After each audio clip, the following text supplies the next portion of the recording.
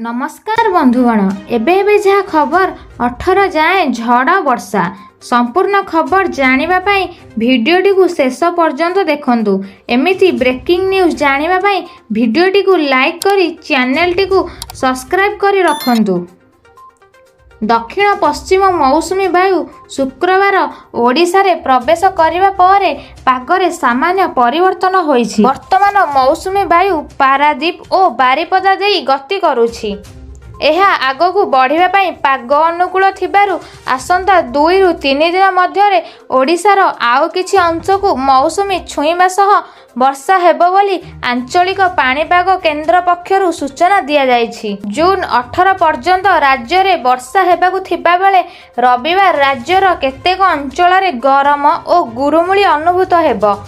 ପାଣିପାଗ କେନ୍ଦ୍ର ପକ୍ଷରୁ ମିଳିଥିବା ସୂଚନା ଅନୁଯାୟୀ ରବିବାର ରାୟଗଡ଼ା, କୋରାପୁଟ, ମାଲକାନଗିରି ଏବଂ ଗଜପତି ଜିଲ୍ଲାର ଗୋଟିଏ 2ଟି ସ୍ଥାନରେ ଘଡ଼ଘଡ଼ି ଓ ବିଜୁଳି ସହିତ ପ୍ରବଳ ଝଡ଼ ବର୍ଷା ହେବାର ସମ୍ଭାବନା ରହିଛି।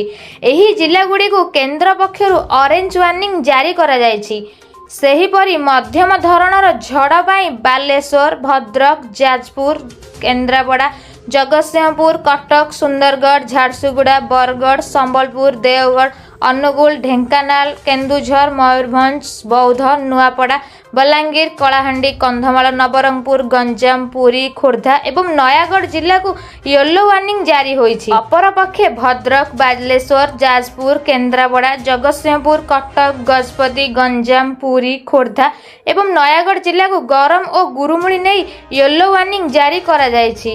ଗତ 24 ଘଣ୍ଟାରେ 6ଟି ସହରର ତାପମାତ୍ରା 40 ଡିଗ୍ରୀ କିମ୍ବା ତାଠାରୁ ଅଧିକ ରହିଥିଲା। ଶନିବାର ଭବାନୀପାଟଣାରେ ସର୍ବାଧିକ 41 ଡିଗ୍ରୀ, ବଲାଙ୍ଗୀରରେ 40.6 ଡିଗ୍ରୀ, ଝାରସୁଗୁଡ଼ାରେ 40.4 ଡିଗ୍ରୀ, ଟିଟିଲାଗଡ଼ରେ ଓ ସୁବର୍ଣ୍ଣପୁରରେ 40 ଡିଗ୍ରୀ ତାପମାତ୍ରା ରେକର୍ଡ କରାଯାଇଛି। ସେହିପରି ସମ୍ବଲପୁରରେ 39.8 ଡିଗ୍ରୀ, ନୂଆପଡ଼ାରେ 38.6 ଡିଗ୍ରୀ, ଭୁବନେଶ୍ୱର ଓ ରାଉରକେଲାରେ 37.8 ଡିଗ୍ରୀ ସେଲସିୟସ୍ ତାପମାତ୍ରା ରେକର୍ଡ ହୋଇଛି।